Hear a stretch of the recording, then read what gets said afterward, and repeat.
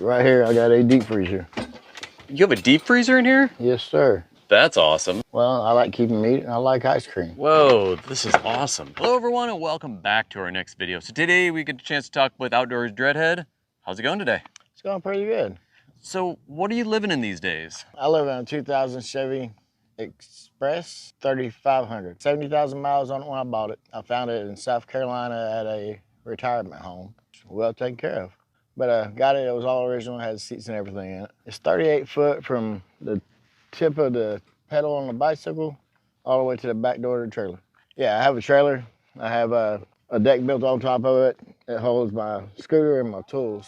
So it's basically my tool trailer slash garage slash hangout area. When you first bought the shuttle bus, did you know immediately that you wanted to buy a trailer with it as well, or were you just going to do the shuttle bus first? I already had the trailer, and that's kind of like how I wet my toes. Okay. And I built it out, and the bed I used in the trailer is the bed I used in the bus. I already had the trailer when I got the shuttle bus, and I had it built out as like a small teardrop style camper. Oh, cool. I use it on weekends and stuff like that, kind of to get an idea if I wanted to do this lifestyle. Well, I'm excited about getting a tour, so should we just go ahead and do that? Yeah. All right, let's go. Welcome to my home, bro. Come on in. Check it out.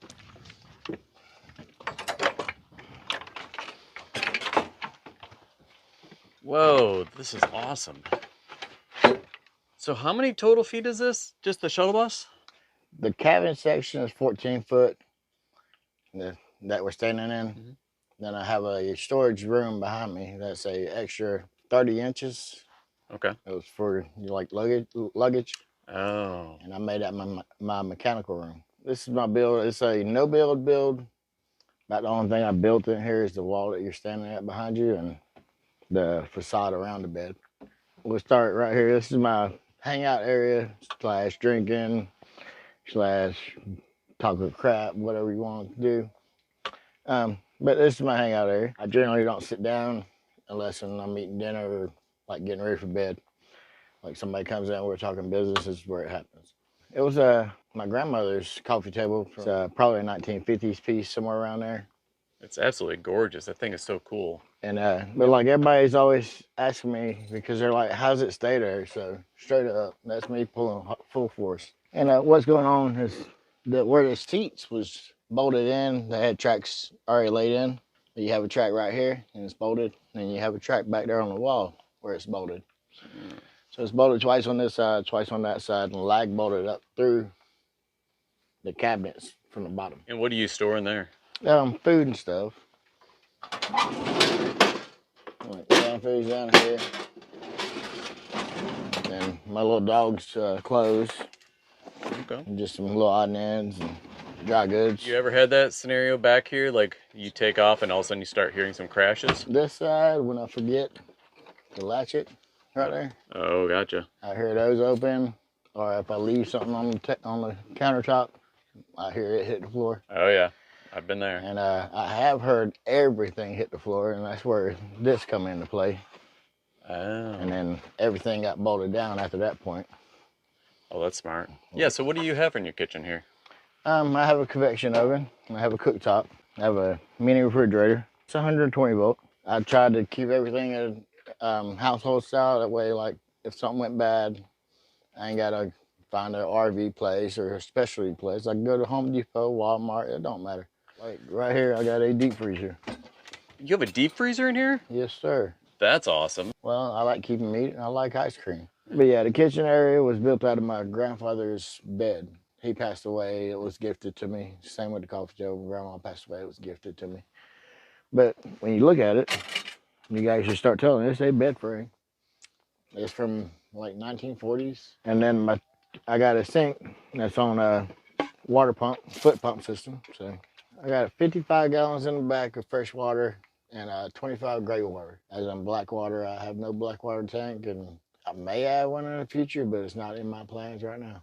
Yeah, so what do you use for a bathroom? I have a whole area set up in the back, but that kind of changes back and forth due to the weather and stuff. But it's a bucket or a 2-bucket system. I use one to go number 1 in. And I dump it every day, and then I got another one I use for number 2. It's got a bag system, and then it goes on top of the trailer in another bucket until trash day. So do you find yourself cooking quite a bit on the road, or do you go Yeah. out to eat? I cook. I used to can my own food and everything, so No. I'm pretty much self-sufficient when it comes to cooking.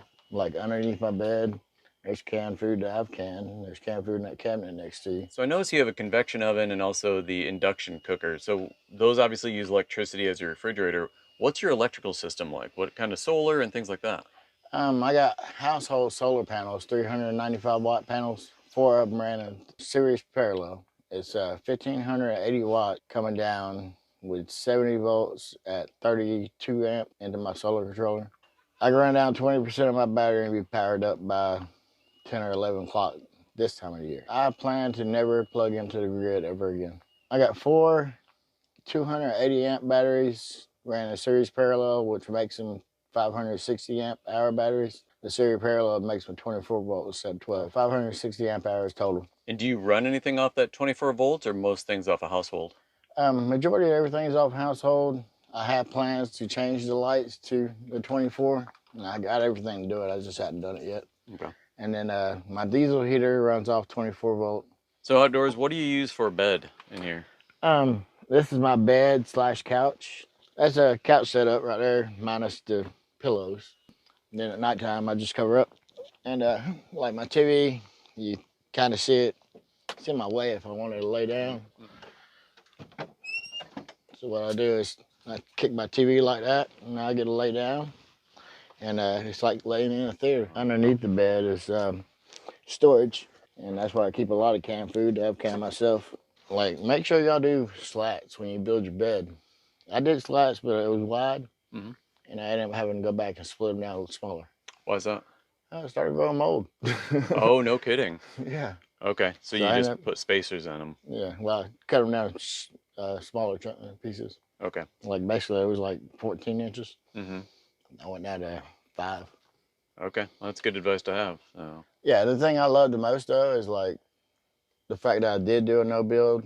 I was able to leave stuff like the shelves right here. They're original to the bus. That's the way it come, and I love the crap out of them. But I mean, you just able to throw anything up there and not have to worry about it, and they hold a lot of weight. Everything that I've used that's from my family, I've tried to hold on to most of all the heirloom stuff I had, like the coffee table.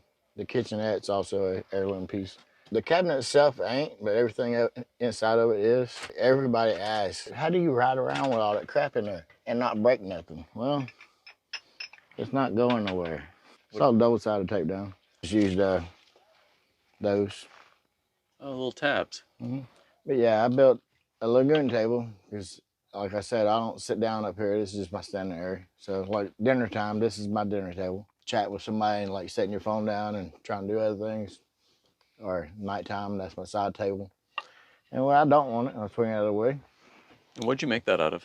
It's a bar stool that I had that I broke and just, with the standard black pipe fittings and just screwed it into place. Probably about $20 worth of parts and pipe and fittings and pieces. Do you have any good advice for people who are just starting out on the road or newbies on the road? All I can really say is, jump in feet first and enjoy the ride. Because it's not a lifestyle that you're going to ease into or nothing. If you want to say you're a full-timer, you are a full-timer. Live it and do it. And enjoy every minute of it while you're doing it. What made you first want to hit the road or like inspired you to do something like this? It started a long time ago, brother.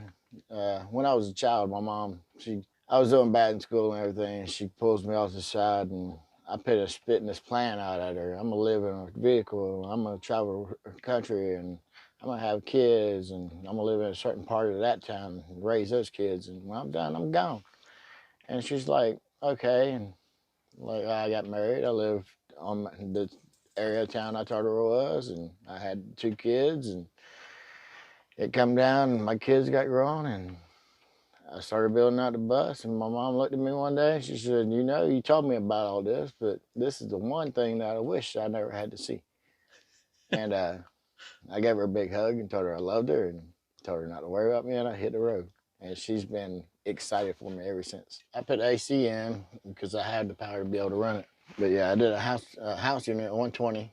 And the reason I did the house unit is the same reason I did the house refrigerator and freezer. Because if it breaks down, instead of waiting for specialty parts, I can go to a regular store and get a replacement. And with your big solar system and batteries, does it have any problems keeping up? Not at all. I put enough power to where I could run for 5 days or 4 days with no sun. Like my outside area is my deck on my trailer out here. And I hang out in the afternoons and early mornings, just chilling. Y'all can come up and see it. I built this deck so I get up here in the mornings, drink my coffee, hang out in the afternoons, sit over here with friends and bull crap. But also for like my YouTube page, panoramic views. I just stand over here and spin all the way around.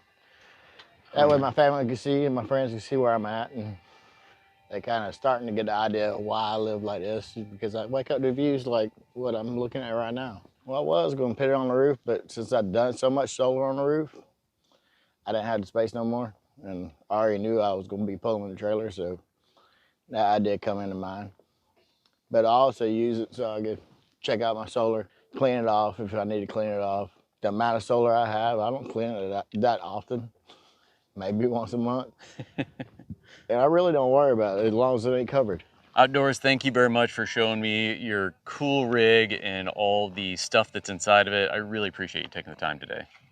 It's no problem, brother. I appreciate you coming to look at it. So if people wanted to follow you on your adventures or find out more about you, how can we do that?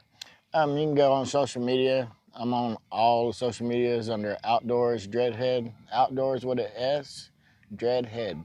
So folks out there, go ahead and check out all of his socials and his YouTube channel and see what you guys think.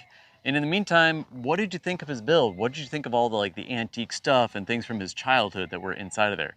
We'd love to hear in the comments below. If you got anything out of today's video, please give it a big thumbs up, subscribe to the channel, share it with friends. Until next time, we'll see you down the road. So long.